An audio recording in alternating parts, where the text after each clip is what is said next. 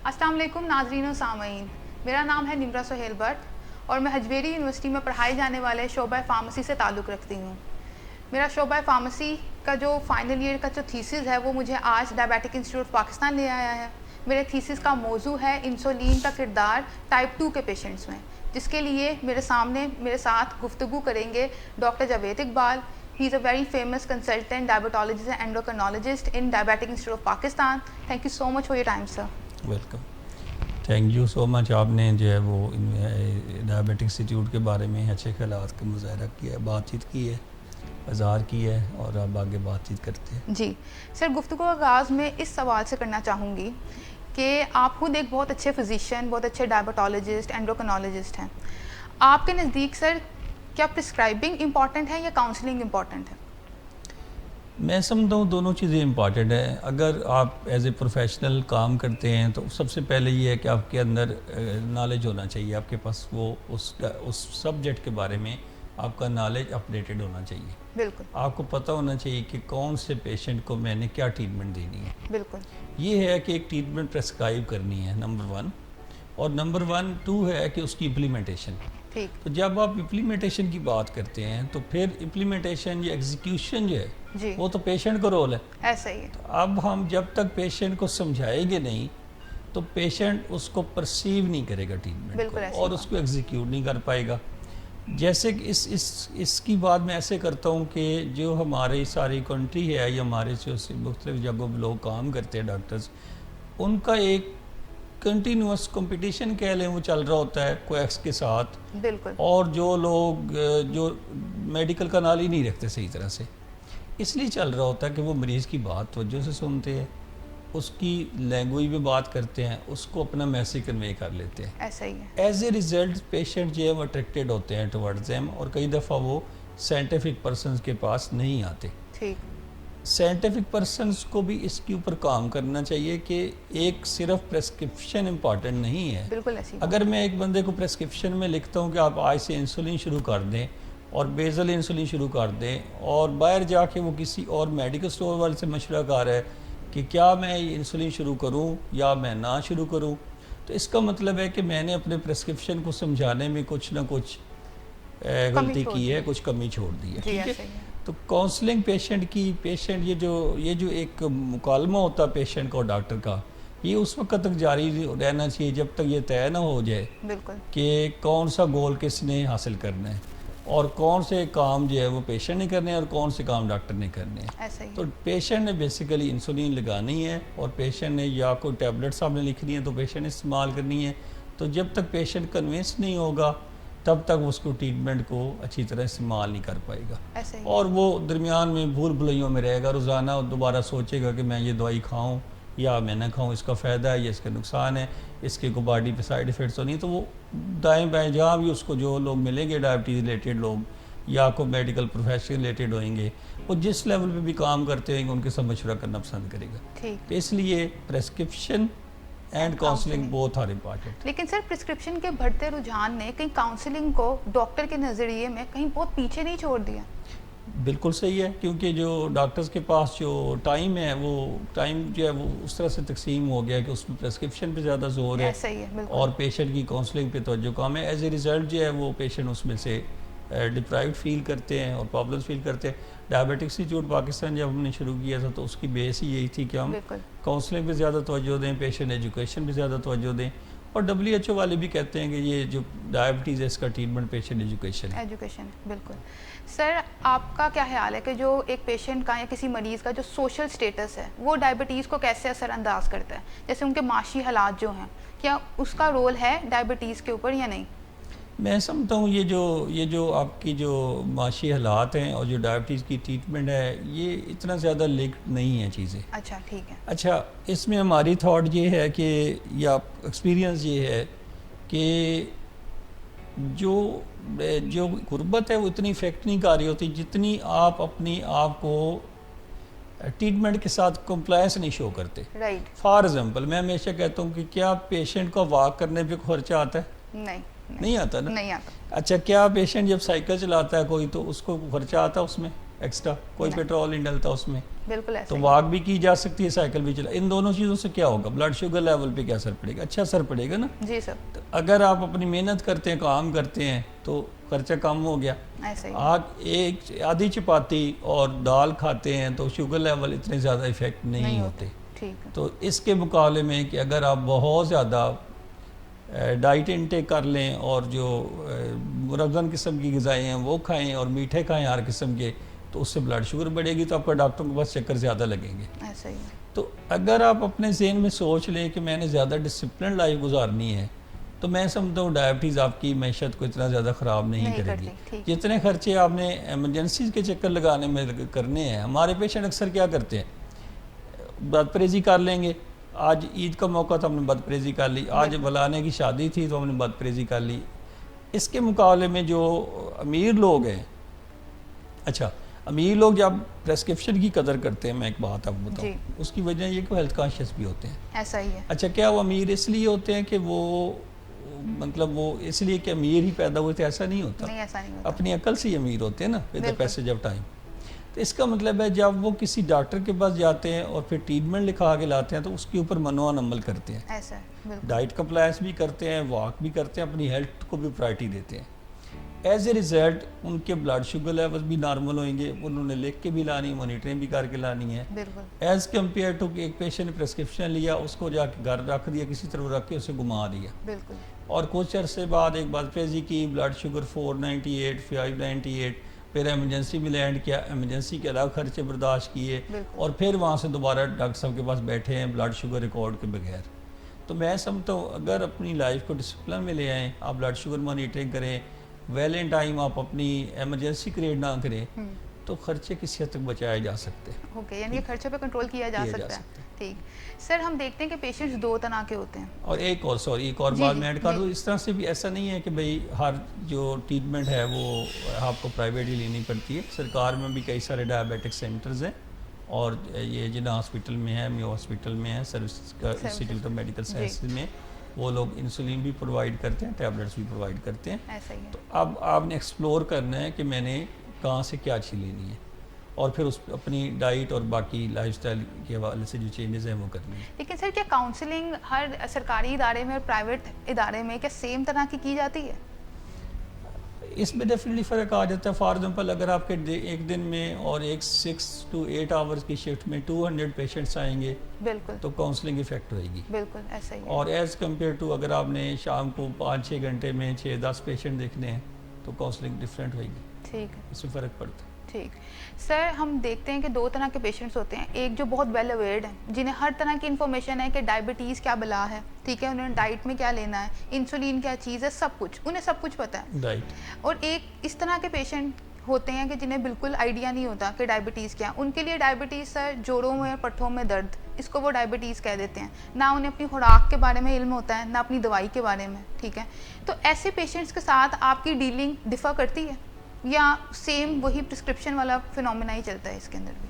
नहीं, बहुत डिफरेंट है। सबसे पहले जब पेशेंट न्यूली डायग्नोज डायबिटिक होता है तो उसको बताना चाहिए, बताना पड़ता भी है कि डायबिटीज़ क्या बीमारी है, बेसिकली इसकी टाइप्स क्या हैं और आपको कौन सी टाइप की डिजीज़ है। ठीक है। और फिर मैं हमेशा कहता हूँ ये 4, 5, 7 प्रिंसिपल्स हैं, जो अगर हमारी फाइल देखें तो उसके अंदर हमने प्रिंसिपल्स लिखे हुए हैं। ओके, प्रिंसिपल्स 7 प्रिंसिपल्स हैं कि इनके ऊपर आप अमल करेंगे तो आप डायबिटीज़ को अच्छी तरह से मैनेज कर सकेंगे। ठीक है। उसमें से एजुकेशन भी इम्पॉर्टेंट है। जैसे एजुकेशन इस तरह भी नहीं है, अब एजुकेशन डिफरेंट हो गई है। पहले हम यहाँ पे काउंसलिंग सेशंस करते थे, ओके। अब आपकी जो फेसबुक है उसके ज़रिए आप एजुकेशन उसकी कर सकते हैं डायबिटीज़ की। और अगर पेशेंट एक्सप्लोर करना चाहें तो अब एंड्रॉयड और मोबाइल आईफोन जितने आगे हैं, बिल्कुल, कि वो किसी वक्त भी किसी भी मौजू पे सर्च करके, और हमारे इवन अपने पेज पे जाके डायबिटीज़ के बारे में कई सारी वीडियोस देख सकते हैं, डायबिटीज़ के बारे में अवेयरनेस हासिल कर सकते हैं, प्रोवाइडेड कि पेशेंट शुड बी विलिंग कि मैं भी डायबिटीज़ के बारे में नॉलेज बढ़ाऊंगा। ये इंपॉर्टेंट पार्ट ऑफ ट्रीटमेंट है। ऐसे ही है। अच्छा, एक जो आपने बात की थी डायबिटीज़ के बारे में, हर बंदे का अपना एक कंसेप्ट हो जाता है। वो ये है कि जैसे जो अंधेरे में जो जहाँ पे हाथी की जिस जगह हाथ लगाता है उसको उससे पता लगता है। मसलन अगर किसी पेशेंट के दादाजी की डेथ जो है वो रीनल फेलियर से डायबिटीज़ से हुई है, डायबिटीज़ था और रीनल फेलियर थी साथ में, रीनल फेलियर था साथ में, तो तो इसका मतलब है कि उस पेशेंट के लिए डायबिटीज़ एक रीनल फेलियर की डिजीज़ है। ओके, एग्जैक्टली, जितना एक्सपोजर उतनी एक नॉलेज। पेशेंट उसने देखा अपने रिश्तेदारों में से कि उसका पाँव कट गया है, तो उस पेशेंट के लिए दिमाग में डायबिटीज़ पाँव कटने की बीमारी है। बिल्कुल बिल्कुल। तो जिस तरह जो अपने सर्कमस्टांसेस में पेशेंट को देखता है अपने इर्द गिर्द, उस पेशेंट के ज़हन में वो एक रिफ्लेक्शन इमेज होता है। बिल्कुल ऐसे ही है। अब हमने उस इमेज को ब्रेक करके फिर उसे समझाना है कि डायबिटीज़ इज़ कंट्रोलेबल ओके, और we can avoid the complication. हम रीनल फेलियर भी अवॉइड कर सकते हैं, हम एम्पुटेशन भी अवॉइड कर सकते हैं, हम जो असाबी तकालीफ है इनको भी अवॉइड कर सकते हैं, और हम जो आँखों की बीमारी है उसको भी अवॉइड कर सकते हैं, प्रोवाइडेड हम ब्लड शुगर लेवल्स को टारगेट्स के अंदर रखें।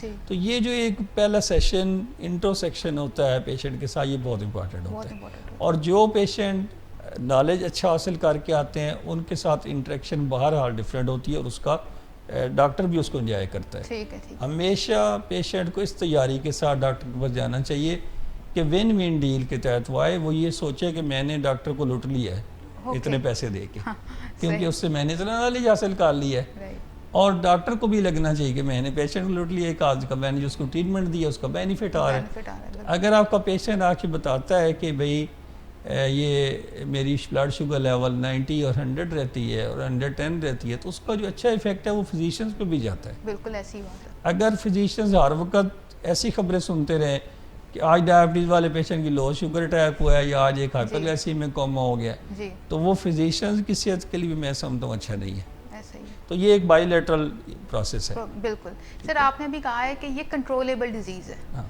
सर बहुत से पेशेंट्स की शिकायत होती है ये क्योरेबल डिजीज़ क्यों नहीं है, क्योंकि सर नॉलेज कम है ना, तो इस वजह से लोग सवाल करते हैं कि वाई इट्स नॉट क्योरेबल। क्या मेडिसिन में कोई डिजीज़ ऐसी है क्रॉनिक जो क्योरेबल हो? नहीं। जवाब नहीं है ना, आपने पढ़ा होगा। जी, क्रॉनिक ऑब्स्ट्रक्टिव पल्मोनरी डिजीज़ है, आपके पेशेंट को रूमेटॉइड आर्थराइटिस है, लॉन्ग लाइफ जो है ट्रीटमेंट लेनी पड़ती है, हाइपोथायराइडिज्म है, ऐसे ही। ये सारी बीमारियां ऐसी हैं जिनमें लॉन्ग लाइफ ट्रीटमेंट, अस्थमा है उसके अटैक्स होते हैं, तो ये सारी ऐसी बीमारियां हैं जिनमें ट्रीटमेंट लॉन्ग टर्म चाहिए होती है। बिल्कुल। इनको हम क्रॉनिक डिजीज़ कहते हैं। इनका ट्रीटमेंट मॉडल डिफरेंट होता है as compare to an acute emergency. Okay, किसी को मलेरिया हुआ है, आप उसको एंटीबायोटिक देते हैं, उसको एंटी मलेरियल देते हैं, वो 3 दिन में ठीक हो जाता है। ऐसे ही है। टाइफाइड है, उसकी एंटीबायोटिक देंगे, पेशेंट ठीक हो जाएगा। उसमें काउंसलिंग का भी इतना रोल नहीं है, उसमें और भी किसी चीज़ का रोल नहीं है। लेकिन जो क्रॉनिक डिजीज़ है उसके साथ बहुत सारे साइकोलॉजिकल इश्यूज अटैच होते हैं। बिल्कुल। क्रॉनिक डिजीज़ जो है वो क्योरेबल हमेशा नहीं होती, it is always controllable and treatable. जो उसकी ट्रीट इमरजेंसी उसकी ट्रीट हो जाती है, प्लस उसके जो लॉन्ग टर्म है वो उसका कंट्रोल करते होते हैं।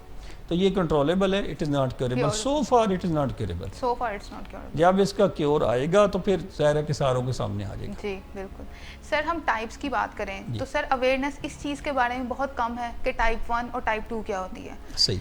तो सर टाइप 1 और टाइप 2 की अवेयरनेस तो बहुत से प्रोग्राम्स में आपने दी है, जी, लेकिन बिल्कुल सही। मेरा बेसिक मकसद यहाँ पे ये है बात करने का कि टाइप 1 और टाइप 2 के जो साइंस, जो अलामात, जो सिम्टम्स हैं, उनमें बुनियादी फ़र्क क्या है। टाइप 2 और टाइप 1 की लम्हा सेम होंगी, लेकिन same शिद्दत हो। में फ़र्क होगा। अच्छा, शिद्दत में फ़र्क होगा, ठीक। जैसे और टाइप 2 एसिम्प्टोमेटिक भी हो सकती है। अच्छा, टाइप 2 के 2 वेरिएंट्स कर लें अगर आप, एक एसिम्प्टोमेटिक और एक सिम्प्टोमेटिक। ठीक है, ठीक है, तो अगर सिम्प्टोमेटिक हो तो माइल्ड सिम्प्टोमेटिक होगा, ठीक। उसको फील नहीं होगा। और अगर एसिम्प्टोमेटिक है तो उसको पता ही ना हो। मसलन आप एक बुजुर्ग का 55 ईयर की एज में ऑपरेशन करवाने जाते हैं ठीक है, और उसके प्रोस्टेट में जो है वो स्वेलिंग हो गई है, प्रोस्टेट लार्ज हो गया है, तो अब हमने प्रोस्टेट को निकालना है, तो हम उसमें ब्लड शुगर चेक करेंगे, हो सकता है वो 252 हो। ओके ओके, ठीक। तो अब एक इंसिडेंटल डायग्नोसिस हो गया। इंसिडेंट पेशेंट को नहीं पता था कि मुझे डायबिटीज़ है, वो तो अपने किसी काम से गए थे। बिल्कुल। एक और पेशेंट एग्जांपल लेते हैं, 60 ईयर का पेशेंट है, अपनी कैटरेक्ट ऑपरेट करवाने गया है, सफ़ेद मोती का ऑपरेशन करवाने गया है, वहाँ पे जाके ब्लड शुगर चेक हुई, आई स्पेशलिस्ट ने पता चला कि वो 300 आ गई रेंडम। ठीक है, ठीक। अब उसको पता लग गया कि आज डायग्नोसिस होगी डायबिटीज़ की, प्रिपरेशन उसका लेट हो जाएगा, फिर उसको अपनी ट्रीटमेंट करनी पड़ेगी। बिल्कुल, ये इंसिडेंटल डायग्नोसिस की मिसाल है। ठीक। ऐसा भी हो सकता है कि कुछ पेशेंट्स की फैमिली में डायबिटीज़ हो और उनको कुछ इलामात ऐसी हों कि वो उसकी वजह से अपना टेस्ट कराने चले जाएँ। फॉर एग्ज़ाम्पल उनको यूरिन ज़्यादा आ रहा हो, उनको लगता हो कि रात को पहले मुझे नहीं उठना पड़ता था, अब 2-3 दफ़े उठना पड़ रहा है, लेकिन उतनी शिद्दत नहीं है। और वो समझते हैं कि अच्छा, कुछ ऑफिस वाले वर्कर्स ये सोच सकते हैं कि उन्हें फटीग ज़्यादा होनी शुरू हो गई है, वही ऑफिस का काम है, लेकिन अब फटीगनेस या थकावट ज़्यादा होनी शुरू हो गई है। तो वो हो सकता है कि अपनी ब्लड शुगर इस हवाले से चेक करवा लें। ओके। तो ये है कि इनकी माइल्ड सिम्टोमेटिक हो सकते हैं टाइप 2, ज़्यादातर इनकी सिम्टम्स वीयर नहीं होती, शिद्दत नहीं होती as compare to type 1। Type 1 diabetic के अंदर जो इंसुलिन बिल्कुल प्रोडक्शन ज़ीरो पे चली गई है, उनके बीटा सेल बिल्कुल डिस्ट्रॉय हो Destroy हो गए। चुके हैं। अब इंसुलिन उनके बॉडी के लिए बिल्कुल भी नहीं है, एब्सोल्यूट डेफिशिएंट है। ऐसा पेशेंट सिम्टोमेटिक होगा, ऐसा पेशेंट उसको सिम्टोमेटिक होगा, उसको सिम्टम्स ज़्यादा आएंगी, उसको रात को 6-7 दफ़ा यूरिन के लिए आना पड़ेगा, दिन को जाना पड़ेगा, फिर उसका वेट लूज़ होना शुरू हो जाएगा, क्योंकि इंसुलिन की डेफिशिएंसी से वेट लूज़ होता है। ठीक है। आपकी बॉडी की प्रोटीन यूटिलाइज होनी शुरू हो जाती है, आपकी फैट यूटिलाइज होनी शुरू हो जाती है, बिकॉज आपका जो वो कार्बोहाइड्रेट है, जो ग्लूकोज है, वो सोर्स ऑफ एनर्जी नहीं रहा। ऐसा ही है। अब जब वो ग्लूकोज सोर्स ऑफ एनर्जी नहीं है तो आपकी बॉडी के बाकी हिस्से जो हैं वो पिघलना शुरू हो जाएंगे, ठीक। तो एक तरह से फैट कम होनी शुरू हो जाएगी, प्रोटीन कम होएगी, तो as a result weight loss होगा वेट पेशेंट लॉस को। हो जाएगा। तो वेट लॉस पेशेंट को होगा, एक्सट्रीमली उसको ये प्यास की शिद्दत होएगी, यूरिन ज़्यादा आ रहा होगा। ये शदीद इलामात वाला जो पेशेंट है ये टाइप 1 में फिट होगा। ठीक है। ये एक क्लिनिकल डिस्क्रिमिनेशन है टाइप 1 और टाइप 2 टाइप 2 की। की, ठीक एज वाइज भी डिस्क्रिमिनेशन है, जैसे हम कहते हैं कि लेस देन 20 ईयर एज जी। मोस्टली आपको टाइप 1 पेशेंट्स मिलेंगे जो इंसुलिन डेफिशिएंट है। ओके। मोर देन 40 पेशेंट्स जो हैं ज़्यादातर टाइप 2 मिलेंगे। ठीक। इन बिटवीन दरमियान में दोनों तरह के केसेस मिल जाएंगे।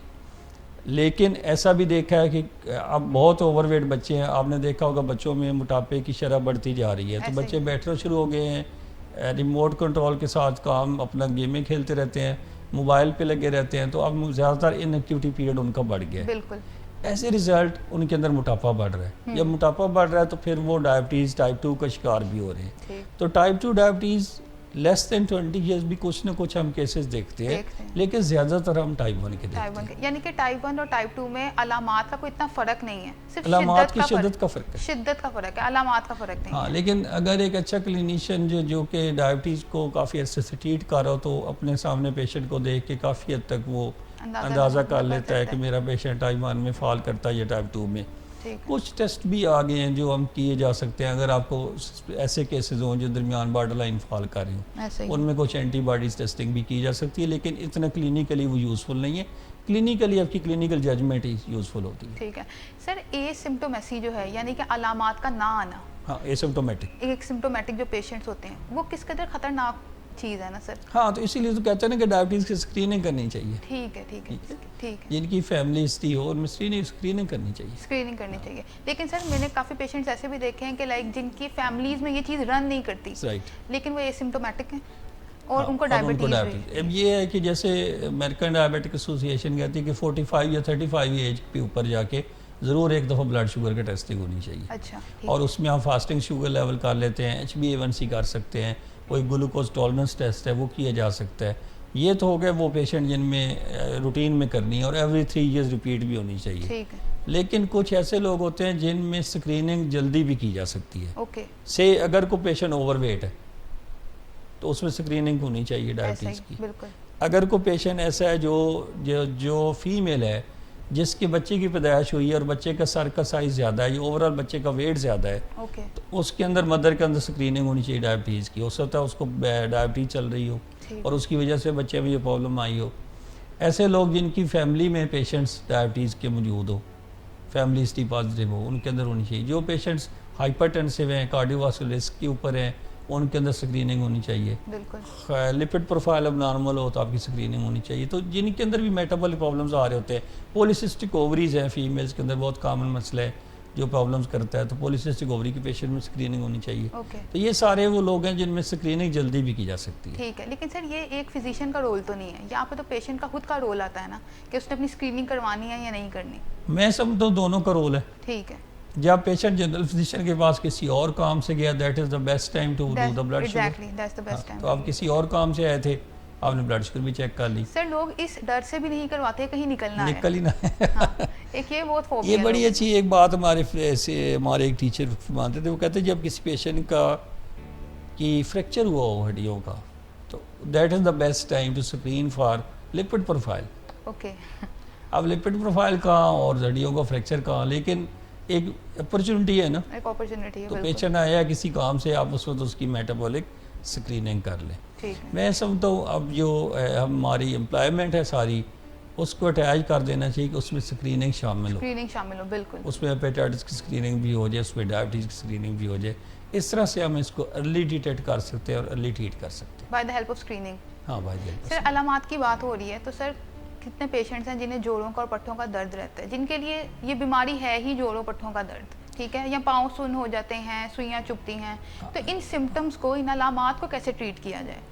मोस्टली जो लोग हैं वो जो टाइप 2 डायबिटिक्स हैं, वो जब डायबिटीज़ डायग्नोज होती है, जब वो प्रेजेंटेशन उनकी क्लिनिक के ऊपर होती है, एक्चुअली वो बहुत सारा पीरियड एसिम्प्टोमेटिक साइलेंट फेज गुजार चुके होते हैं। बिल्कुल ऐसे ही है। उसके अंदर उनकी डायबिटीज़ के ब्लड शुगर लेवल ज़रा ऊपर ही रहते हैं, एज ए रिज़ल्ट उनकी न्यूरॉन्स के ऊपर डैमेज हो चुका होता है। जी, न्यूरॉन्स डैमेज। तो जब उनकी प्रेजेंटेशन होती है तो उनके अंदर पेशेंट्स में पाँव के तलवे जलना और पाँव का सोन होना, ये बड़ी कॉमन अलामात होती बहुत हैं। कॉमन अलामात। इसमें विटामिन B12 लेवल का भी रोल है। विटामिन B12 लेवल की भी डेफिशिएंसी सिमिलर सिम्टम्स करती है, उसको हमें रूल आउट कर लेना चाहिए, एक्सक्लूड कर लेना चाहिए। उसके बाद डायबिटिक न्यूरोपैथी आप जो क्वेश्चन कर रही हैं, तो उसमें टांगों में दर्द रहना, ये सारी अलामात उसी की हैं।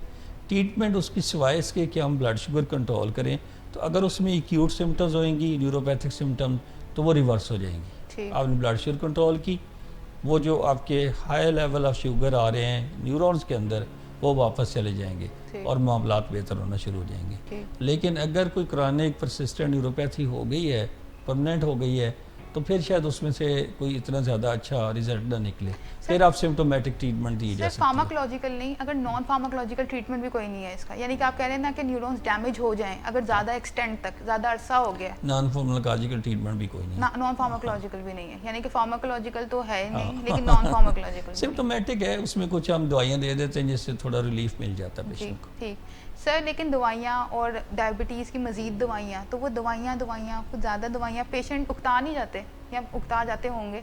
पेशेंट बिल्कुल उकता जाते हैं, इसलिए जो बाहर के ममालिक में ज़्यादातर जो कम्बिनेशंस आते हैं दवाइयों के, ठीक है, उससे ये होता है कि आपको मल्टीपल पिल्स नहीं लेनी पड़ती, एक आधी पिल जिसमें ज़्यादातर चीज़ें इकट्ठी हुई होती हैं वो पेशेंट यूज़ कर लेता है। जैसे उसने लिपिड लोअरिंग भी यूज़ करनी है, उसने कोई ब्लड थिनर भी यूज़ करनी है, ये सारी कई दफ़ा कॉम्बिनेशन बनाया होता है उन्होंने, तो उसमें से कम भी पिल यूज़ हो जाती है। ठीक सर, शुगर टेस्टिंग के अगर ऊपर बात की जाए तो शुगर टेस्ट करने के कितने तरीके हैं, कितने ज़राए हैं? आपका मतलब डिवाइसेस से है या आपका मतलब है कि वैसे जो टाइमिंग्स वगैरह हैं?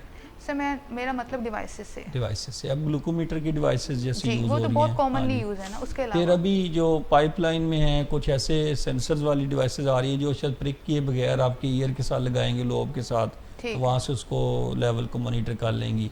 फिर ये है कि कंटिन्यूस ग्लूकोज मॉनिटरिंग डिवाइसेस हैं, एक कैन अंदर लगा देते हैं और उसमें से ब्लड शुगर रिकॉर्डिंग आती रहती है और आप उसको एक ग्राफ की सूरत में देख सकते हैं। और अब ऐसे भी सिस्टम बनाए जा रहे हैं कि मोबाइल के साथ आप अटैच कर दें सिस्टम को और वहाँ पे आपकी रीडिंग्स आती रहे जब भी आप डाटा देखना चाहें। ठीक है। तो अब एडवांसमेंट के साथ ऐसा ऐसा ये प्रोसेस भी पेनलेस भी होता जाएगा और इजी भी होता जाएगा। सर HbA1c टेस्टिंग का तरीका है डायबिटीज़ की, ठीक है। उसके अलावा हम जो कॉमन करते हैं, फॉर एग्जांपल सर कोई मरीज़ है, ठीक है, उसको सिम्टम्स आए हैं, वो गया है टेस्ट करवाने, उसने ग्लूकोमीटर वाला टेस्ट करवाया है, ठीक है, उसको पता चल गया उसकी शुगर लेवल हाई था, ठीक है, लेकिन इससे ये कैसे डिटेक्ट हुआ कि टाइप 1 है या टाइप 2 है? गोली है, नहीं पता लगेगा ना, कैसे पता लगेगा फिर? वैसे मैंने बताया ना, जैसे अब आपकी उसकी पेशेंट की हिस्ट्री देखेंगे कि पेशेंट में क्लिनिकली सिम्टम्स क्या है। अगर तो सिम्टम्स बहुत शिद्दत के साथ हैं, पेशेंट वेट लॉस के साथ आ रहा है, आप यूरिन टेस्ट करवाते हैं उसमें कीटोन्स आ रही हैं, तो ज़्यादा चांस है कि ये टाइप 1 है, इंसुलिन डेफिशिएंट है। और अगर ये सारा कुछ नहीं है, इलामात की शिद्दत नहीं है और ब्लड शुगर लेवल उस तरह से नहीं है, यूरिन में कीटोन्स नहीं है और पेशेंट का वेट लूज नहीं हो रहा, तो हो सकता है ये टाइप 2 का पेशेंट हो। तो ये क्लिनिकल फिजिशियन की ये असेसमेंट होगी। ब्लड शुगर लेवल ये डिसाइड नहीं करेगा, ब्लड शुगर लेवल ये डिसाइड नहीं, ब्लड शुगर लेवल तो ये बताएगा कि इस वक्त ब्लड शुगर इतनी है ना, वो पीछे का बताएगा ना आगे का बताएगा। HbA1c आपको पिछले 3 महीने की असेसमेंट दे देगा कि पिछले 3 महीने में एवरेज शुगर इतनी रही है, ठीक है। फिर आपका जो ब्लड शुगर लेवल है वो आपके खाने पीने से इफेक्ट होता है। फॉर एग्जाम्पल आपने उस वक्त अगर मीठा खाया तो ब्लड शुगर लेवल डिफरेंट आएगा, और अगर आपने उस वक्त सब्जियाँ खाई तो ब्लड शुगर लेवल डिफरेंट आएगा। लेकिन HbA1c पिछले 3 महीने की एवरेज है, वो खाने पीने से इफेक्ट नहीं होती, और वो एक कन्वीनियंस है कि आप शाम 6 बजे करा लें या सुबह 6 बजे करा लें तो डिफरेंस नहीं आएगा रिजल्ट में। ठीक होगा। ठीक है ना। लेकिन सर फिर ये कैसे पता चलेगा, यानी कि ये असेस करने का तो कोई तरीका नहीं है कि टाइप 1 है या टाइप 2 है?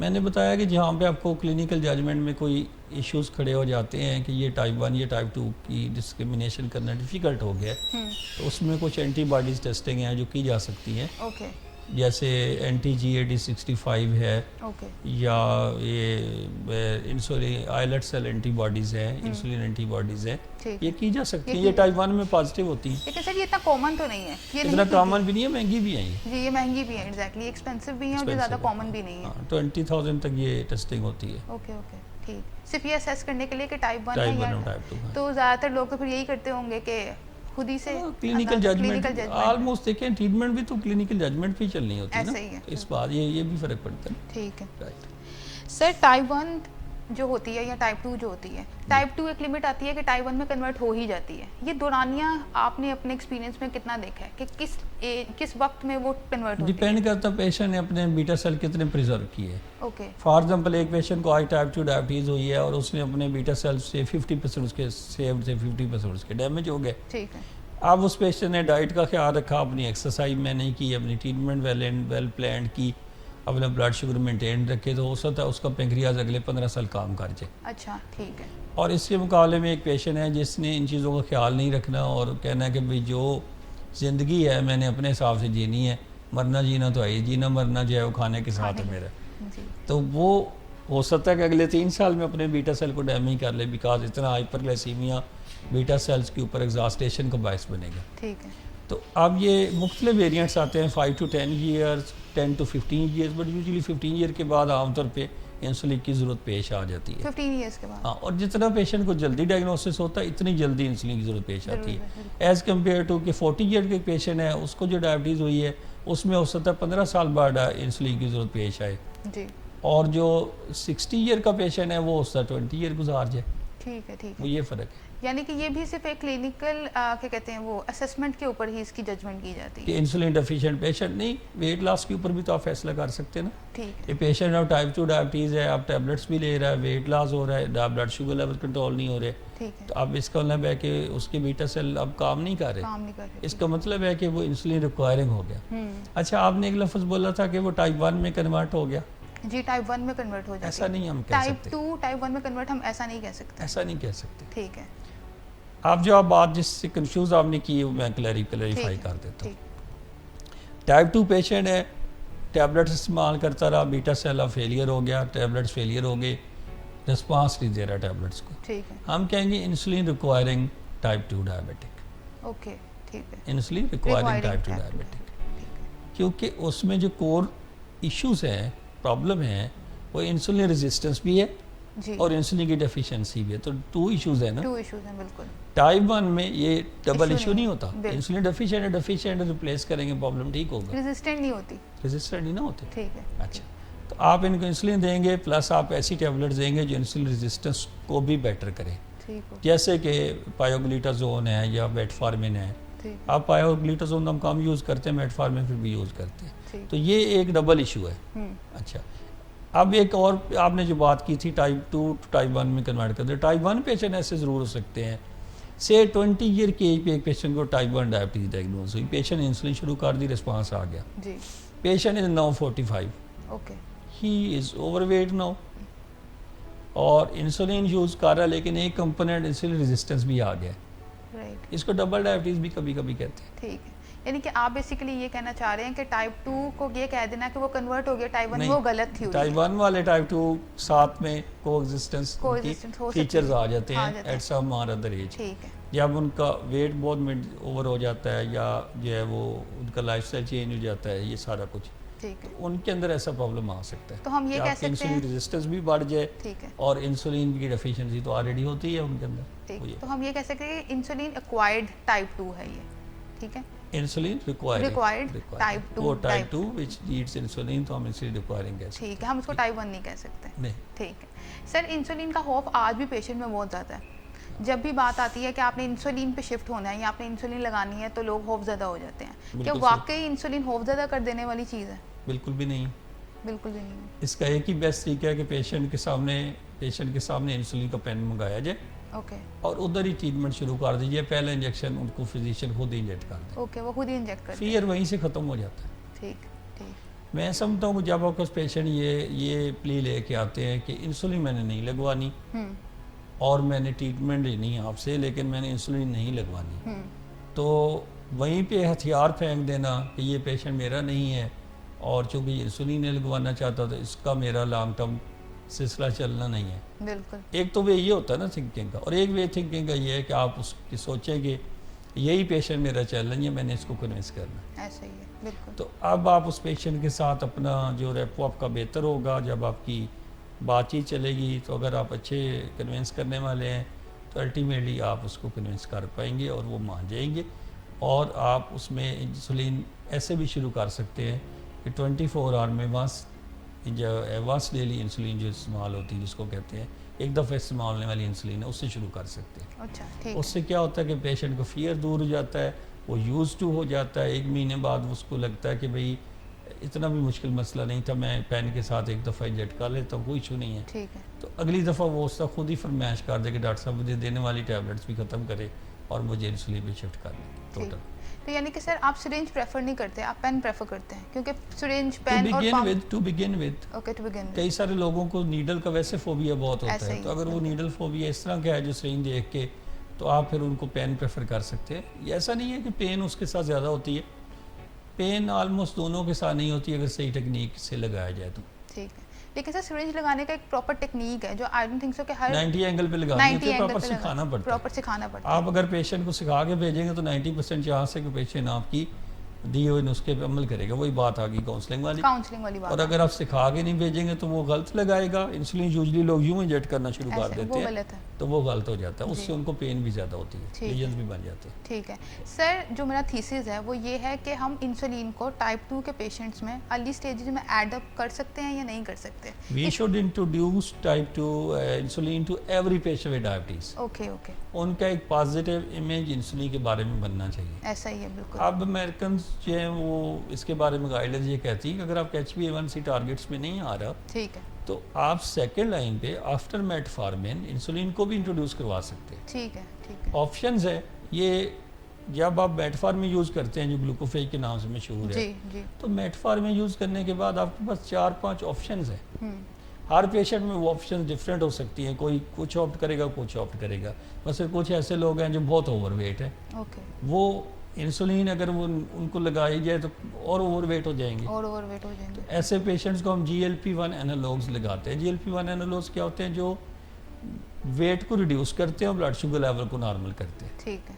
और ऐसे 2 इंजेक्शन पाकिस्तान में अवेलेबल हैं, एक विक्टोजा के नाम से अवेलेबल है, एक ट्रूलेसिटी के नाम से अवेलेबल है। एक वीकली है और एक डेली है। तो आप इन दोनों में से कोई चॉइस ले सकते हैं। ठीक है। ऐसी टैबलेट्स आ गई हैं जो ब्लड शुगर में से शुगर को निकाल के यूरिन में एक्सक्रीट कर देती हैं, वो भी यूज़ की जा सकती है। मैं ओवरवेट लोगों की बात कर रहा हूँ, ओवरवेट के लिए। अच्छा, तो इसी तरह फिर टैबलेट और भी टैबलेट्स हैं जो इंसुलिन बनाने वाली टैबलेट्स वो भी दी जा सकती है। तो ये है। और फिर बेजल इंसुलिन है, 24 आवर में एक दफ़ा काम करने वाली इंसुलिन, वो भी इस्तेमाल कराई जा सकती है। तो जब पेशेंट के साथ बैठ के प्लानिंग की जाए तो अर्लियर इनिशिएशन के बारे में बता दीजिए, जो अगर पेशेंट उसको प्रेफर करे बिल्कुल। और उसको इंट्रोड्यूस पॉजिटिव वे में करा देना चाहिए इंसुलिन को, कि उससे ये होगा कि पेशेंट को जब ज़रूरत होगी तो वो उसके बारे में नज़रियात उसके बेटर होंगे और with the passage of time बेहतर हो जाएंगे। ठीक है, यानी कि सर इसको इंसुलिन को आखिरी हरबे के तौर पे इस्तेमाल नहीं करना चाहिए? नहीं, इंसुलिन को किसी ड्रावे के तौर पे नहीं इस्तेमाल करना चाहिए। ठीक है, कि अगर आप ये नहीं करेंगे तो आप इंसुलिन लग जाएगी। ठीक है, ठीक है। इंसुलिन को एक पॉजिटिव वे में इंट्रोड्यूस कराने की ज़रूरत है। इंसुलिन आब हयात है जी, आब हयात। इंसुलिन जो है वो जिस बंदे ने बनाई, उस साइंसदान को नोबेल प्राइज़ मिला उसके ऊपर। बिल्कुल। तो अब नोबेल प्राइज़ को गलत चीज़ बनाने पे तो नहीं मिलता ना, कोई नशा बनाने पे भी नहीं मिलता। बिल्कुल। इसी तरह जो लोगों के ज़हन में है कि ये एक नशा है, भाड़ा है या ये आखिरी इलाज है, मैं समझता हूँ कि अगर किसी पेशेंट की नज़र कमज़ोर हो तो वह ऐनक लगाना चाहेगा। बिल्कुल ऐसी बात है। और उस वक्त वह ये क्वेश्चन नहीं उठेगा कि ये आखिरी इलाज है या पहला इलाज है। बिल्कुल। आंसर इज़ साइंटिफिक ट्रीटमेंट, वही उसका साइंटिफिक ट्रीटमेंट है। तो जब आपकी इंसुलिन डेफिशिएंट है तो treatment is insulin. Treatment is insulin, बिल्कुल। उस वक्त ये क्वेश्चन ही नहीं है कि फर्स्ट या लास्ट या आखिर में क्या है, वो लेकिन सिस्टम है ही नहीं। यहाँ पे प्रिस्क्राइबिंग का फिनोमेना थोड़ा डिफरेंट नहीं देखते सर आप? यहाँ पे तो एज एन आखिरी हर्बाई उसको यूज़ करते हैं ना सर? वो एक लोगों में जो है वो नीचे लेवल पे डिस्कशन और डिफरेंट डॉक्टर्स, डिफरेंट लेवल के डॉक्टर्स के साथ डिस्कशन में से वो ये नतीजे लोगों ने मिथ जन्म दे गया है कि ये एक आखिरी इलाज ये है आखिरी इलाज जिसके बाद वापसी मुमकिन नहीं नहीं है। है, बिल्कुल। और फिर कई ऐसे मिथ भी जन्म लेते हैं, मसलन अगर किसी पेशेंट को रीनल फेलियर है, उसको रीनल प्रॉब्लम हो गई है, तो उस वक्त अगर वो इंसुलिन शुरू करता है तो रीनल फेलियर तो वर्ष ही होना है ना। बिल्कुल, फिर तो ऐसे ही है। वो कह सकता है ना कि इंसुलिन लगाने के बाद मेरा किडनी की फेलियर और बढ़ता गया। बिल्कुल बिल्कुल बिल्कुल। तो इसका मतलब है कि पेशेंट को एक गलत परसेप्शन होगी कि इंसुलिन लगाने से गुर्दे ख़राब होने शुरू हो गए। हालांकि ऐसा नहीं था। एग्जैक्ट फिक्रा ये है कि गुर्दे पहले से ही ख़राब थे और वो अपने हिसाब से ख़राब होते गए। दरमियान में इंसुलिन लगाए टैबलेट्स, एक ही बात रहनी चाहिए, आउटकम ऐसे ही होना। ठीक सर, मार्केट में कितनी तरह के इंसुलिन के ब्रांड्स हैं? मार्केट में दो तरह की इंसुलिन आती हैं जो बुनियादी तौर पे, एक है शॉर्ट एक्टिंग, ठीक उसमें एनालॉग्स भी आ गए हैं। वो 3 किस्म के एनालॉग्स अवेलेबल हैं जो बहुत शॉर्ट एक्टिंग हैं, 3 घंटे असर रखते हैं और 15 मिनट में असर शुरू कर लेते हैं, उनको हम एनालॉग्स कहते हैं। उनमें ये हिमोलॉग है, पेड्रा है, नोवोरैपिड है और एक हमारी कन्वेंशनल हिमोलिन आर या इक्ट्रापिड है जो रैपिड एक्टिंग है, लेकिन उसका असर कोई एक घंटे के बाद शुरू होता है और फिर 3, 4, 6 घंटे पीक करने के बाद फिर वो 8 आवर तक रहता है। ठीक हो। तो ये रेगुलर इंसुलिन को कहते हैं। फिर दूसरी इंसुलिन जो अवेलेबल है वो दूधिया इंसुलिन कहलाती है। अच्छा। वो NPH के नाम से और इंसुलेटार्ड के नाम से अवेलेबल है और इनके पैरेलल अब इंसुलिन आ गई है, उनको हम बेजल इंसुलिन कहते हैं, जो ग्लार्जिन है और ये लेविमिर है। तो ये इंसुलिन जो है ये लॉन्ग एक्टिंग है और इनकी ज़रा स्मूथ प्रोफाइल है। ये हाइपोग्लाइसीमिया नहीं करती रात के 2-3 बजे। इनका ये अच्छी बात है। तो और वंस डेली इंजेक्ट की जा सकती है। तो अब डिफरेंट किस्म की इंसुलिन ये है। फिर कॉम्बिनेशन है, इन्हीं इंसुलिन के कॉम्बिनेशन है। 50-50 कॉम्बिनेशन हो गया, 25-75 कॉम्बिनेशन है, 30-70 है, ये डिफरेंट कॉम्बिनेशन अवेलेबल। ठीक है। तो सर ये किस बेसिस पे डिसाइड किया जाता है कि कॉम्बिनेशन में देनी है, शॉर्ट एक्टिंग, लॉन्ग एक्टिंग? ये यूजुअली हर पेशेंट में एक कॉम्बिनेशन ही बना के देना होता है अगर हमने फुल टाइम रिप्लेसमेंट करनी है। अगर फुल टाइम एक इंसुलिन वो जो खाने के ऊपर फौरी असर करे और एक इंसुलिन वो जो 24 आवर आपकी खानों के दरमियान की नीड को भी पूरा करे। ठीक है, यानी कि कॉम्बिनेशन ही देना होता है। ठीक है। अगर फुल टाइम रिप्लेसमेंट करनी है, अगर ऐसा भी होता है अगर किसी पेशेंट ने बेजल इंसुलिन दी है तो उसमें उस तरह हम बाकी जो खाने के बाद की शुगर लेवल है उनको टैबलेट्स के साथ में नहीं करें और 24 आवर में जो फास्टिंग है या बेजल स्टेट की शुगर है उसको हम लेंटस के साथ या लेविमिर के साथ में नहीं करें। ठीक है। वो फिर हम 24 आवर एक्टिंग इंसुलिन यूज़ करेंगे, उसमें टैबलेट्स का कॉम्बिनेशन चलता है। ठीक है। अदरवाइज जब हमने फुल रिप्लेस करना है इंसुलिन से, टैबलेट्स को क्विट करना है तो उस वक्त हम कॉम्बिनेशन ही यूज़। ठीक है, ये तो फुल टाइम रिप्लेसमेंट हो गई ना सर। अगर एडिटिव की बात की जाए, यानी कि एडिटिव में ज़्यादातर बेजल इंसुलिन इस्तेमाल होती है। जो दो मैंने बताई हैं, ग्लार्जिन और लेविमिर, डेटिमिर, और इनके जो ट्रेड नेम्स हैं ये लेंटस और लेविमिर के नाम से आते हैं। तो सर ये कहना ठीक होगा कि एनालॉग्स जो हैं वो इनिशियल स्टेजेस पे दिए जाते हैं, है ना, मेडिकेशंस के साथ? हाँ बिल्कुल, बेसिक इंसुलिन इनिशियल स्टेज पे आ जाती है, ये नंबर 2 पे आ जाती है। ठीक है। और सर सीसी या कितनी मिकदार देनी है ये कौन डिसाइड करता है, या ये क्या प्रोसीजर है? पर केजी डिसाइड करते हैं। पर केजी डिसाइड करते हैं। पहले सीमिया देख के डिसाइड करते हैं, फिर पेशेंट को समझा देते हैं तो उससे अपनी फास्टिक शुगर देख के टाइट्रेट अप कर लेना। ठीक है, यानी कि पहले आप पेशेंट को काउंसिल करते हैं कि इस तरह टाइट्रेट करना है डोज को, और फिर वो खुद ही एडजस्ट कर लेते हैं। एवरी थर्ड डे वो 2 यूनिट्स ठीक है। सर हमने ये देखा है कि स्टार्ट ही किया जाता है 10 cc, 16 cc, 10 यूनिट से। ठीक है, तो यानी कि ये गलत नहीं है, थोड़ा कम भी तो रख के किया जा सकता है कि नहीं? दोनों वेज है। जो कंपनी इंस्ट्रक्शंस उनकी ये कि 10 यूनिट से उनकी जो इन्फॉर्मेशन है वो 10 यूनिट स्टार्ट कर लें रफली, या वो कहते हैं कि 0.1 to 0.2 यूनिट पर केजी, डिपेंडिंग अपॉन के HbA1c कितना है और पेशेंट का वेट का हिसाब भी देखना होता है। तो 10 यूनिट एक दरमियान में एक एडजस्टेड है कि भाई 10 से आप स्टार्ट कर लें और उसको फिर टाइट्रेट अप कर लें। इसलिए ज़्यादातर 10 को एडवोकेट किया जाता है कि अगर आप पर केजी नहीं निकाल रहे तो फिर आप 10 से शुरू कर लें। ठीक है। तो सर ये HbA1c जो 2-4 यूनिट से भी शुरू किया जा सकता है अगर पेशेंट की हिसाब है। आप पेशेंट को समझा दें ठीक है, कि जी मैं आपके अंदर 4 से इसलिए शुरू कर रहा हूँ कि लो शुगर ना हो जाए रात को, बिल्कुल तो बिल्कुल अगले 2-4 दिनों में बढ़ाता रहे अपनी यूनिट्स, ठीक कोई है। मसला यानी कि हम 2-4 से भी शुरू कर सकते कोई हैं। Issue 10 is not the week standard, है वीक है 10 स्टैंडर्ड नहीं ये है। तो एक 10 गाइडलाइंस में है ना कि Guidelines इनिशियल है, एक रफ एस्टिमेट है कि 10 यूनिट्स शुरू कर लें। ठीक है सर। वैसे इसका कोई है लाइक स्केल है कि HbA1c का कितना लेवल होगा तो फिर हम हाँ। कितना, क्या स्केल है आपको सर? 9% से ज़्यादा हो तो आप 0.2 यूनिट पर केजी से शुरू कर लेते अच्छा हैं। 0.2 और अगर 9 9% से kg कम हो तो फिर आप 0.1 यूनिट पर केजी यूज़ कर पर लेते हैं। केजी यूज़ कर लेते और हैं। डिपेंड करता है HbA1c उनका कैसा है। ठीक है ठीक है ठीक है। ठीक है। उसके अलावा सर मैं ये बात करना चाहूँगी कि किस टाइम इंसुलिन यूज़ करनी चाहिए, ये परसेप्शन क्या है कि सुबह के टाइम लगानी चाहिए इंसुलिन या रात के टाइम? बेजल इंसुलिन 24 आवर में एक दफ़ा लगनी है। अच्छा। वो पेशेंट की कन्वीनियंस पे है, वो रात को 10 बजे लगाना चाहता है, सुबह 10 बजे लगाना चाहता है, शाम 6 बजे लगाना चाहता है, 2 बजे लगाना चाहता है, उसका खाने से कोई लिंक नहीं ठीक है। है। लेंटस और लेवेमिर की बात कर रहे हैं। ठीक है ये 24 आवर में एक दफ़ा लगनी है।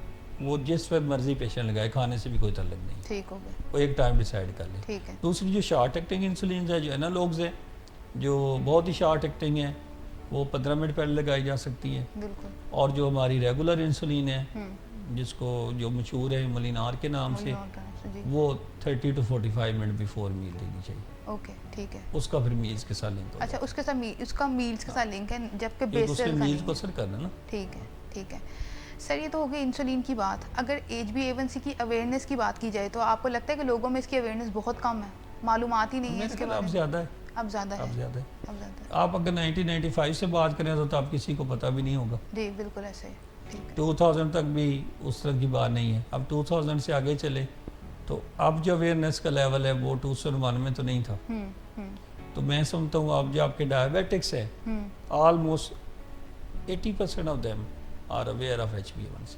ठीक ठीक ठीक है ना। ठीक है 20% को नहीं पता होगा, ठीक है। क्योंकि I'm not ये about- इलेक्ट्रॉनिक मीडिया का बड़ा रोल है इसमें। जब आपकी सारी doubt. चीज़ें आ गई हैं तो वो लोग सुनते रहते हैं बातें। जी sir, I am not talking about diabetologist, वो तो करेंगे ही रिकमेंड, लेकिन लोगों में, पेशेंट्स में लोगों इसकी की बात करें। अवेयरनेस।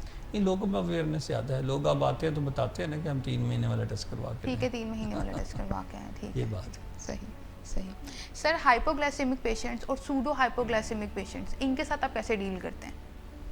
हाइपोग्लाइसीमिया तो पेशेंट को जब आपने इंसुलिन शुरू करनी है, ये टैबलेट्स देनी है, तो आपने उनको बताना है कि भाई अगर आपको ठंडे पसीने आ रहे हैं, दिल घबरा रहा है, तो ये हो सकता है लो शुगर की लामात हो। ठीक है ब्लड शुगर चेक करें, और अगर आपकी लेस देन 100 है, 70-80 पे आ रही है, ठीक है। ये इसकी डिफाइंड लिमिट नहीं है। अच्छा इसकी डिफाइन लिमिट नहीं है? एवरी पेशेंट में हैव हाइपोग्लाइसीमिया डिफरेंट लेवल्स। ठीक है एक पेशेंट को अगर 100 पे हो रहा है तो उससे दूसरे को 80 भी हो रहा है, और किसी को 70 पे हो रहा है। तो जिस पे उसको सिम्टम्स आ रही हैं और जो रिवर्स होती हैं बाई गिविंग ग्लूकोज, ठीक है। तो वो या कोई भी मीठा लेने से रिवर्स होती है, वो हाइपोग्लाइसीमिया में वो हाइपोग्लाइसीमिया में, ठीक है उसमें लेवल फ़र्क होंगे मुख्तलिफ पेशेंट्स में। ठीक है सूडो हाइपोग्लाइसीमिया ये होता है कि आपके पेशेंट बहुत हाई शुगर लेवल में रहते हैं, 300 में, 400 में। ठीक है। अब उनके लेवल जब 200 से भी नीचे आने शुरू होते हैं तो एक दफ़ा उनको फीलिंग होती है। फीलिंग होती है कि हमारी शुगर कम हो गई विद है। द पैसेज ऑफ टाइम ये फीलिंग चली जाती है। ओके जब आप ब्लड शुगर मेंटेन रखते हैं ठीक है। तो वही लेवल जो थ्रेशोल्ड ऊपर सेट हुआ होता है, वही बॉडी का थ्रेशोल्ड फिर नीचे सेट हो जाता तो सूडो हाइपोग्लाइसेमिक पेशेंट्स में फिर क्या किया जाए, क्योंकि शुगर तो उनकी है। नॉर्मल उनको होती है, रीएश्योर करना होता है, उनको रीइंश्योर करना है। रीएश्योर करते हैं, उनको समझाते हैं, ठीक है। काउंसिल करते हैं कि ये प्रॉब्लम परमानेंट नहीं है, टेम्परेरी है। ठीक है सर। एक इंसान है जो बिल्कुल फिट है और एक है जो डायबिटिक पेशेंट्स है, दोनों के लाइफस्टाइल मॉडिफिकेशन के बारे में थोड़ा बता दें कि क्या डिफरेंस होना चाहिए लाइफस्टाइल मॉडिफिकेशन में? जो पेशेंट ओवरवेट है जी उसको हम एडवाइस करेंगे कि 6 kg अपना वेट लूज करे। अच्छा 6 kg, ठीक है ठीक है, 6%, 6 to 7% होता है। ठीक 100 kg के तो 6 kg हो गया, 6% है ना। ठीक है इसी तरह जो उसके मुकाबले में जो पेशेंट अपने BMI के अंदर है, उसमें हम कोई एक्स्ट्रा मेजर्स नहीं लेंगे वेट लॉस के लिए। ठीक ठीक है वही जो 20 के अंदर हमें डिफरेंट प्लान बनाना पड़ेगा, उसमें ट्रीटमेंट भी डिफरेंट हो, उसमें उनके खाने पीने कैलोरीज भी डिफरेंट हो। ठीक हो गया। और एक फिट आदमी है जिसका BMI भी 25 के अंडर है, तो उसके अंदर डाइट का प्लान और उसकी जो एक्सरसाइज का प्लान वो डिफरेंट होगा। ठीक हो गया सर। बैन अवी सतह पर, इंटरनेशनल लेवल पर किस तरह ट्रीट किया जाता है डायबिटीज़ को? लाइक विद इंसुलिन और विद मेडिकेशन एंड इंसुलिन साथ साथ चलते हैं? दोनों बातें। दोनों बातें हैं, ठीक है। अच्छा, ऐसा लगता है, बाज़ार ऐसे लगता है कि जैसे हमारे यहाँ इंसुलिन का इस्तेमाल ज़्यादा है, जी लगता है या वैसे कम ही। है? जी क्या क्या परसेप्शन है आप लोगों सर की? आई थिंक कम है। कम है? जी सही। मेरी परसेप्शन थोड़ी डिफरेंट है। ठीक है। जो इंग्लैंड के अंदर जो इंसुलिन का इस्तेमाल है वो ज़रा लेट किया जाता है। थोड़ा लेट किया जाता है, ठीक है। इसलिए लेट किया जाता है कि शायद उनके सिस्टम में से सारा उनकी जो उनकी हुकूमत है उन्होंने सारा कुछ प्रोवाइड करना होता है। बिल्कुल तो इंसुलिन ओवरऑल एक्सपेंसिव ट्रीटमेंट है एक्सपेंसिव ट्रीटमेंट है एज़ बिल्कुल। Compare to tablets. जी तो वो इसको ज़रा NHS के सिस्टम में थोड़ा एंड पे रखते हैं गाइडलाइंस के मुताबिक। ठीक और जो हमारे यहाँ इंसुलिन है वो किसी भी स्टेज पे हम, चूँकि हमारे यहाँ ये स्टेट की इन्वॉल्वमेंट इसमें नहीं है, बिल्कुल चूँकि उन्होंने प्रोवाइड नहीं करनी। हाँ सरकारी अस्पतालों में प्रोवाइड करते भी हैं, वहाँ पे इंसुलिन का इस्तेमाल ज़्यादा होता है। जी ठीक अब मैं एक सेटअप में काम करता रहा हूँ सरकारी सेटअप में, तो मैंने देखा कि वहाँ पे पेशेंट बाई चॉइस इंसुलिन इस्तेमाल करते हैं। ठीक टैबलेट्स के अवॉइड करते, टैबलेट्स उनको अस्पताल से नहीं मिलती, ठीक ओके तो वो कहते हैं इंसुलिन हम यूज़ कर लेंगे, हमें वो यहाँ से मिल जाएगी। तो ये इसके मुख्तलिफ फैक्टर्स हैं इंसुलिन के यूज़ के बारे में। ठीक हो लेकिन ओवरऑल ज़्यादातर पॉपुलेशन यही है जो कहती है कि इंसुलिन नहीं लगवानी, बाकी जो ट्रीटमेंट है वो हमारा किया जाए। ठीक है। ट्रीटमेंट मैं समझता हूँ गाइडलाइंस के तहत होनी चाहिए, और गाइडलाइंस के तहत ही बाहर भी होती है जहाँ भी होती है। ठीक है। अच्छा वही गाइडलाइंस है अमेरिकन डायबिटिक एसोसिएशन की है, American association of clinical endocrinologist की है, इंटरनेशनल डायबिटिक फेडरेशन इंग्लैंड की। ये 3-4 ऑर्गेनाइजेशन और कई दफ़ा इनकी इकट्ठी स्टेटमेंट्स भी आ जाती हैं, ओके तो उसको फॉलो किया जाता है बाहर भी और पाकिस्तान में। पाकिस्तान में भी अवेयरनेस बहुत ज़्यादा है, हमारे सारे डॉक्टर जो हैं वो गाइडलाइंस को फॉलो करना चाहते हैं। लेकिन रिमेंबर जो गाइडलाइंस होती हैं वो गाइडलाइंस होती हैं। ठीक है। आपका एक पेशेंट है, उसको वो लिखेंगे कि मेटफॉर्मिन पहले दें, उसके बाद फलाना एजेंट ऐड करें। आपका ऐसा भी कोई पेशेंट आएगा जिसमें आपको ये सारा कुछ बाईपास करके दरमियान में सिलसिले देनी पड़ेगी। ऐसा ही है बिल्कुल। तो ये है कि पेशेंट और हर पेशेंट के ऊपर अपना डिसीजन होता है, बट एक बेसिक प्रिंसिपल्स की जब वो बात करते हैं तो वो एक गाइडलाइन जो है ADA की गाइडलाइंस को ज़्यादातर फॉलो किया जाता है पाकिस्तान में, यानी कि हर साल वो अमेरिकन। आ जाती है रिवाइज होके। ठीक हो गया। तो उसके अकॉर्डिंग इंसुलिन इज गुड। उसके अकॉर्डिंगली इंसुलिन नंबर 2 पे है नंबर 2 पे after metformin. After type 2 diabetics, type 2 type 1 में तो इंसुलिन देनी है ना, जी, उसमें तो इलाज कोई नहीं। उसमें तो इलाज कोई नहीं ठीक है। बिल्कुल। लेकिन सर मेटफॉर्मिन या फिर दूसरी जो मेडिकेशंस हैं उससे GIT के बहुत प्रॉब्लम्स उठते बिल्कुल हैं, होते हैं। है ना। इसलिए पेशेंट को मेटफॉर्मिन जब मैं तो देता हूँ तो मैं उसकी लो डोज से देता हूँ 250 मिलीग्राम। ठीक थोड़ा उसका पता लग जाता है कि पेशेंट का GI अपसेट हो रहा है या नहीं, राइट। और जब टॉयलेट का आता है फिर 500 BD पे कर चले जाते हैं, फिर उसके बाद डोजेज बढ़ा लेते हैं। ठीक है। ठीक लेकिन जिस पेशेंट को भी अपसेट हो रहा हो फिर उसको हम लेबल कर देते हैं ना मेटफॉर्मिन इनटॉलरेंट, इनटॉलरेंट। ठीक है। ठीक फिर हम उसके अंदर बाकी स्ट्रेटजी यूज़ करते हैं। ओके ठीक है। तो ये भी अकॉर्डिंग टू द ऐसे केसेस गाइडलाइंस बहुत हैं जिनको मेटफॉर्मिन से प्रॉब्लम्स होती हैं जी डायरिया शुरू हो जाता है, ये परमानेंट गैस्ट्रिक अपसेट रहती है। सर। ऐसा ही है। हार्ट अगर तो वो बर्न। इतनी हो कि भाई 1-2 वीक्स में रिजॉल्व हो जाए फिर तो हम उसके साथ कंटिन्यू करेंगे because it is a good drug. लेकिन अगर उनके अंदर प्रॉब्लम ज़्यादा है, बात बर्दाश्त में नहीं है, फिर डेफिनेटली उसको चेंज करना चाहिए। ठीक है। फिर आप चेंज कर देते हैं फिर change थेरेपी। कर ठीक है। Okay. Thank you so much sir for your time. Thank you so much.